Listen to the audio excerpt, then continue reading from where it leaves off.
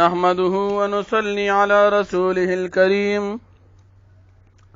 أما بعد فأعوذ بالله من الشيطان الرجيم بسم الله الرحمن الرحيم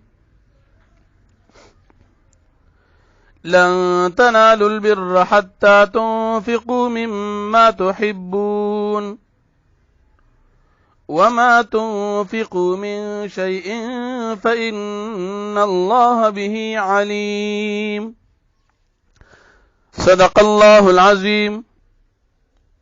سورة آل عمران 92 نمبر آیت دی سلورم پارا دا د دې رکو د مخکې رکو سره ربط او مناسبت دادي چې په مخکې رکو کې د نبی کریم صلی الله علیه وسلم رسالت ذکر شو په دې رکو کې هم د نبی کریم صلی الله علیه وسلم رسالت ذکر کیږي الله جل شانه په دې رکو کې فرمایي چې تاسو انفاق فی سبیل الله کوي نو تاسو به بیرته ورسیږئ د بیرته رسیدو دپاره تاسو ته پکار دي چې کوم محبوب سي تاسو وي هغه د الله د رضا دپاره صدقه کوي اوس بیر چاته وي د بیر په باره کې د مفسرینو اقوال مختلف دي د ټول نه اول د بر نسبت کچری بندگانو ته وشي نو په داسې صورت کې به د بر معنا د الله تابعداري او بندگی وي او که د بر نسبت الله رب العالمین ته وشي نو په داسې صورت کې به د دې معنا بیا د الله رب العالمین رضا رحمت او جنت وي دویمه خبره چې د بر نه څه مراد دي حضرت عبدالله ابن مسعود حضرت عبدالله ابن عباس رضی الله عنهم او امام مجاهد رحمت الله علیه فرمایي چې د بر نه مراد جنت دی حضرت حسن بصری رحمت الله علیه فرمایي چې د بر نه مراد د الله رب العالمین نزدېکت دی یعنی تاسو د الله پاک نزدېکت او زیاته تابعداري د انفاق فی سبیل الله د خپل محبوب مال خرج کول نه بل څه کې نشي کولی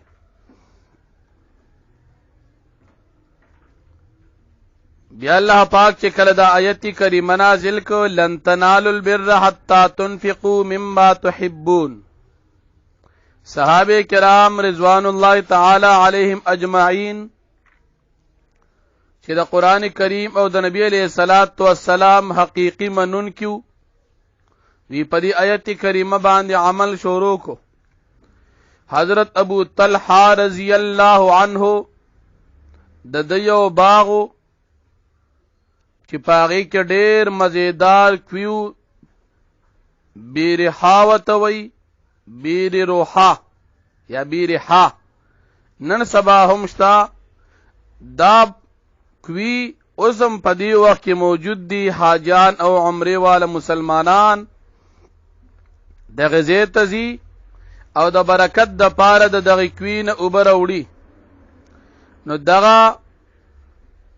د حضرت ابو طلحه رضی الله عنه په باغ کې هغه دا باغ سره د دې مزیدار کویو چې دوی دا زما محبوب باغ او محبوب زید د صدقه کو خپل رشتہ دارانو ته حضرت زید ابن حارثه رضی الله عنه خپل اس د الله رب العالمین د رضا د پاره خپل زوی ته صدقه کو او حضرت عمر فاروق رضی الله عنه خپل وینځ د الله رب العالمین د رضا د پاره صدقه کړه د دې آیت په وینا باندې عمل کول د پاره بیا الله جل شانه په دې آیاتونو کې د يهوديانو یو شبهه تردید کړي. کله چې نبی کریم صلی الله علیه وسلم د دین اسلام دعوت چلو او د ملت ابراهیمی تذکره به کولانو يهوديان اعتراض وکړو چې نبی علیہ السلام خدا ولري چې د ابراهیم علیہ السلام په دین باندې دي، حالانکه د ابراهیم علیہ السلام په دین کې خو ډېر سيزونه حرام او هغه دی حلال ګڼي. لکه مثال وی په ملت ابراهیمی کې داو چې د اوغ غوښه او پیبه نه خوري. الله رب العالمین د دې شبهې تردید کوي او نبی کریم صلی الله علیه وسلم ته د يهوديانو سره د بحث او د مناظرې او د چیلنج ترتیب خي. اول الله پاک د دې شبهې تردید کوي چې ګوره ابراهیم علیه السلام خو رستو راغلو، تا مخکې راغلو، او یعقوب علیہ السلام رستو راغلو، یا يهوديان موسی علیہ السلام رستو راغلو، ابراهیم علیہ السلام مخکې راغلو. او کدا سيزونه حرام شوي نو دا الله نه دي حرام کړي. د دې وجه د حرمت د الله رب العالمین د طرف نه حکم د حرمت نه دي. مسله دا سوا چې حضرت یعقوب علیہ السلام ته عرق النساء بیماری لګیدله، چې دا بیماری و تو لګیدا. یعقوب علیہ السلام نظر کو کچری ما ته الله پاک شفا را کا زب خپل محبوب خوراک پرېږدم. او د یعقوب علیہ السلام په خوراکونو کې خوراک د اوخ په او د دوی غوښه خوړلو چې کله الله پاک شفا ورکړه نو یعقوب علیہ السلام خپل نظر پوره کو او د اوخ غوښه په خوړلې پرې خودل. الله پاک فرمای چې دا خو یعقوب علیہ السلام په خپل بزان حرام کړي، والله نو حرام کړي. او بل چې تاسو يهوديان وای چې ابراهیم علیہ السلام په دین کې حرامو، نو زئی تورات راوړی کړه. تورات کې دې خبره ذکر شته؟ دا حقیقت ته په تورات کې دې خبره ذکر نشته چې تورات خو د ابراهیم علیہ السلام نه رستو نازل شوی دی. موسی علیہ السلام په يهودیت دین باندې خلق امتیان دا خو د ابراهیم علیہ السلام نه ډیر زیات رستو دي. نو تاسو په دې ځکه په الله باندې دروغ تړئ. علامہ آلوسی رحمت الله علیه فرمای چې نبی کریم صلی الله علیه وسلم دې تر تورات په باره کې چې کوم چیلنج ورکړي، نو دا مسله خو نبی علیہ السلام تورات کې په خپل کتل نه و، ځکه نبی علیہ السلام خو په تورات باندې عالم نو او نه تورات نبی علیہ السلام لوستو. او بیا هم دې ته وی چې راوړی کتاب دا غي وجه دا وا چې الله رب العالمین وتوحی کړی وا چې په تورات کې دا مسله نشته. ورنه نبی علیہ السلام په تورات کتل نو چې په دې کې دا مسله شته کنه. یا نبی علیہ السلام خپل ذمہ داری بیانې چې اے خلکو الله پاک رښتیا ویلي دي، تاسو دروغجن یې، د ملت د ابراهیم علیہ السلام تابعداري کوي، د الله پاک بندگیو کوي راځي. تاسو ابراهیم علیہ السلام یادوي چې يهودیت باندې په دې خبره کې تاسو دروغجن یې. الله رب العالمین فرمایي چې نه په يهودیت باندې نو، الله پاک رښتیا وایي. بیا د ملت ابراهیمی مرکز اول چې بیت الله شریف د داغي فضائل ذکر کیږي. ان اول بیت وضع للناس للذي ببکة مبارکا وهدى للعالمین. په مقدس مکه د ټول اولنې زمکه چې جوړه شوې ده ناغه بیت الله شریف زمکه ده، د مکه مکرمه زمکه ده. د بیت الله شریف برکات دو قسمه دي، یو ظاهری برکات دي او بل معنوي برکات دي. ظاهری برکات یې دادي چې په دې خشکا شګروړ زمکه کې بتا ته هر موسم والا میوه په کثیر تعداد سره ملاويږي، دا ظاهری برکات دي.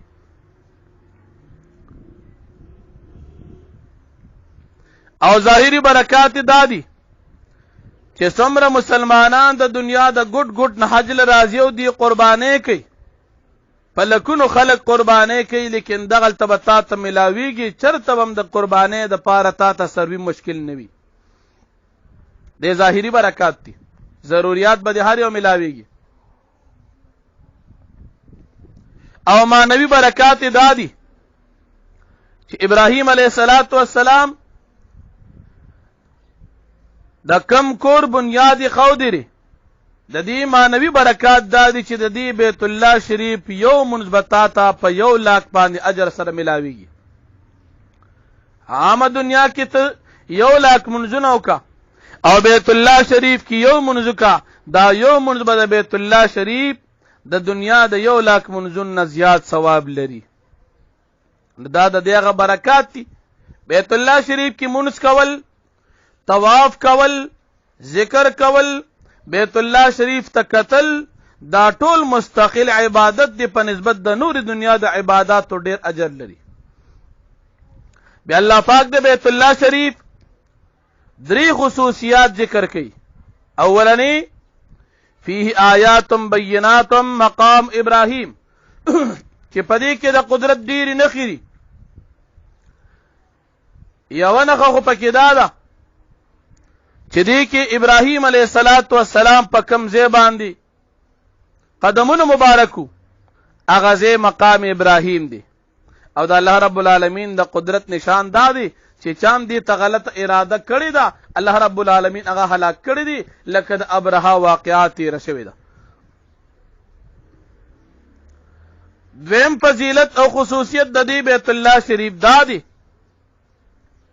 چې کوم انسان دی بیت الله شریف ته داخل شي نو دی انسان ته امن ملو شو دته په دې بیت الله شریف کې هیڅ قسم تکلیف نه ملاويږي دا د امن ځای دی او دریم خصوصیت د بیت الله شریف دا دی چې د دنیا د ګډ ګډ نه خلک راځي په دې کې به حج کوي په مقدس مکه باندې بل داسې مقام ځای او ځای نشته چې التدا فریضه ادا شي سوا د بیت الله شریف نه دا د بیت الله شریف امتیازي خصوصیات دي اهل سنت والجماعه مسلمانانو په نسبت باندې په مقدس مکه بهترین چې کوم ځایونه دی هغه دوه دي یو بیت الله یو مکه مکرمه ده او بل مدینه منوره ده اگر چې د شیعاګانو کافرانو په نسبت باندې د کربلا میدان چې دی دا د بیت الله نه هم افضل دی لعنت الله علی الکافرین دا کافران د الله لعنت دی په دې ظالمانو نور امت مسلمه اتفاق د قران کریم د نبی علیہ السلام د حدیثونو ثابت شو دا مسله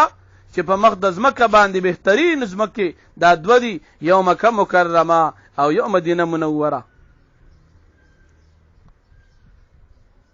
کوم انسان باندې چې الله رب العالمین حج فرض کی د تلو او دراتلو خرچه پکور کې د رستو د پاتې کېدو خرچه او د واپسې دراتلو خرچه او الته د سره د ضرورت اسباب وی دومره دونه اسباب چې د چا سره وي نو په دې انسان باندې حج کول دا فرض دي او بیا الله رب العالمین د اهل کتاب د گمراهی اسباب ذکر کړي چې د اهل کتاب دا گمراه شوی دي نو د جهالت د وجه نه بلکې سره د پوهې سره د دلایلو سره د کتابونو د لوستلو د تورات انجیل زبور ملاوي دو لیکن سره د دې چې د ایمان په نه لرو عمل نه کو دي ځکه گمراه شوی دي او بیا الله پاک د یو خاص موقع مناسبت سره یو دو آیاتونه اخیرنی د دې رکو چې کوم دي دا نازل کړی دي شماس ابن قیس يهودي دا یو ډیر لوی يهودي دا د مسلمانانو صحابه کرام ډیر زیات غټ دشمنو دی ظالم یو سړی له پیسې ورکی شماس ابن قیس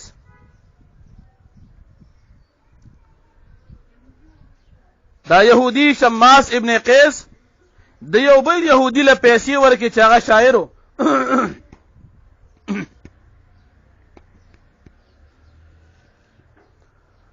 دی يهودي ولا پیسې ورکی چې د مسلمانانو منځ کې دا کم اتفاق راغلی دی اوس او خزرج قبایلو.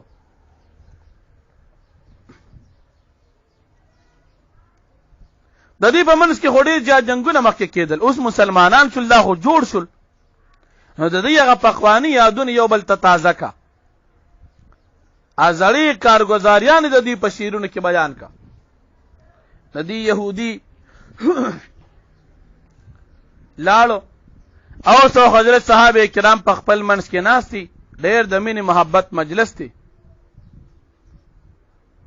دی يهودي هغه زړې قصې شروع کې چې سته پلار مړ کړو، سته رور مړ کړو، سته زوی مړ کړو، د جاهلیت هغه یاد وته شروع چې صحابه کرام دا وریدل، ډېر زیات غمجن شو، ډېر زیات خفه شو، او په خپل ذهنونو کې د دوی واپسی د زوړ حالت تذکره بیا پیدا شو، تر دې چې یو بل تپاسېدل او ډېر د جنگ جګړې صورت جوړ شو. باجی پکې وال ټکول مشول، لیکن نبی کریم صلی الله علیه وسلم ته خبرداري ملو شو چې صحابه کرام خو دغه شان حال ته رسیدل. نبی علیہ الصلوۃ والسلام فورا راغی او د آیاتونه الله پاک نازل کړ چې تاسو د دې کافرانو تابعداري کوئ، نو دا خو تاسو دین نه لري، تاسو ولې دا کار کوئ؟ ولې پتہ د الله کتاب د قران کریم آیاتونه لسته نشي؟ نبی علیہ الصلوۃ والسلام تاسو کې موجود نه دي، او تاسو د دې سره بیا د نبی علیہ الصلوۃ والسلام په موجودګۍ کې تاسو بیا زوړ حالت ته ګورئ. الله رب العالمین د آیاتونه نازل کړ او د همیشه لپاره مسلمانانو ته د کافرانو د تابعدارۍ نه منع بیان کړ. نو الله جل شانه فرمایي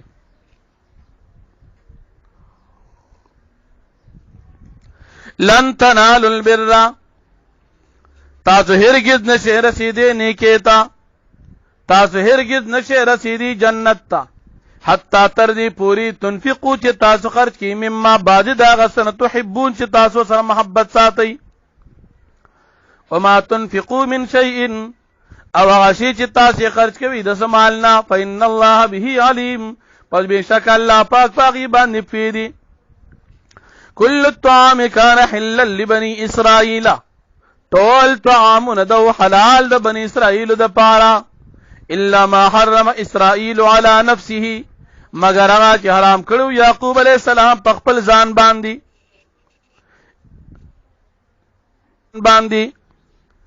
من قبل ان تنزل التوراة، مخکې د نازل د توراتنا، ځکه موسی علیہ السلام د یعقوب علیہ السلام نه ډېر وروسته تیر شوی دی او تورات کتاب موسی علیہ السلام ته ملو شو. قل تو فرمائے پیغمبر علیہ السلام فاتو بالتورات، پستا سوراتلو کی په تورات باندې، فتلوها پستا سلولی اولولی دی لئن کنتم صادقین کچرتا سرشتنی. دا مسله پکیو خای چې دا سيزونه په یعقوب علیہ السلام باندې یا په ابراهیم علیہ السلام باندې حرام، دا پکیو خای. فمن افترى على الله الكذب، پس راسو چې هغه تړي په الله پاک باندې دروغ، من بعد ذلك پس د دینا، فاولئک هم الظالمون، پس دا کسان چې دوی ظالمان دي. قل تو فرمائے پیغمبر علیہ السلام صدق الله، الله پاک رښتیا ویلي دي، فتبعوا ملت ابراهیم حنیفا، پس تاسو تابعداري کوئ د ملت د ابراهیم علیہ السلام، حنیفا چې سراسر هدایت دی، سراسر حق دی، وما كان من المشرکین، او نو ابراهیم علیہ السلام د مشرکانو نه. ان اول بیت، یقینا اولنې د کورونو، وضع للناس چې جوړ کړی شوی دی د خلکو د پاره، للذي خامخا غدی ببکته چې په مکه مکرمه کې دی، مبارکن ډیر برکتناک دی، وهدن او هدایت دی للعالمین د مخلوقات د پاره. فيه آیات بینات، پدې کې دلائل دی واضحه د الله پاک د قدرت. مقام ابراهیم، پدې کې مقام ابراهیم دی. ومن دخله كان آمنا، او هر هغه څوک چې هغه داخل شو دی بیت الله شریف ته دی شو په امن باندې. ولله علی الناس، او خاص الله د طرف ندی په خلکو باندې، حج البيت، حج بیت الله، من استطاع پاچا باندې چې هغه طاقت لري، له دیتا سبیلا دلاری، دتلو طاقت لري، زاد او توخ لري. ومن كفر فإن الله غني عن العالمين، او راسوک چې هغه کفر کی پس یقینا الله پاک بے پروا دي د مخلوقاتنا، د کفر نقصان بد ته ملاويږي. قل تو فرمائے پیغمبر علیہ السلام یا اہل الكتاب اے اہل کتابو لم تکفرون بآیات اللہ تاسو ولی کفر کی پایاتونو دا اللہ پاک باندی واللہ شہید علی ما تعملون او اللہ پاک گواہ دی پاک سباندی خبردار دی پاک سے جتا سکم کوئی قل تو فرمائے پیغمبر علیہ السلام یا اہل الكتاب اے اہل کتابو لم تصدون عن سبیل اللہ تاسو ولی بندوی منع کوي عن سبیل الله د لار د الله پاکنا من هغه څوک امن چې ایمان نوړي دي دا خلک ته ولی منع کوي تبغونا تاسو لټوي په دی لار د الله پاک ای وجن کوګوالي وانتم شهدا او حال دار چې تاسو گواهان یې په دی خپل بد عمل وما الله بغافل عما تعملون او نه د الله پاک نا خبره دا غسنه چې تاسو کوي یا ایها الذين آمنوا اے مومنانو ان تطیعوا فریقا من الذین اوتوا الكتاب کچری تاسو تابعداری کوي یو د جماعت د کسانو اوتوا الكتاب جری ته کتاب ورکړی شوی دی يردوکم دی واپس کی تاسو لرا بعد ایمانکم پس تاسو ایمان ان کافرین حالت د کفر تا وکيف تکفرون تاسو څنګه کفر کوي وانتم تتلى علیکم آیات الله او حال دا دی چې لوستل شي پتا سو باندې آیاتونه د الله پاک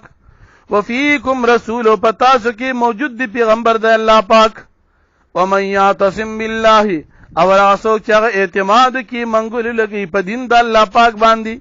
فقد هدیا په تحقیق سره د هدایت ملو شو الی صراط مستقیم د لارې نیغي واخر دعوانا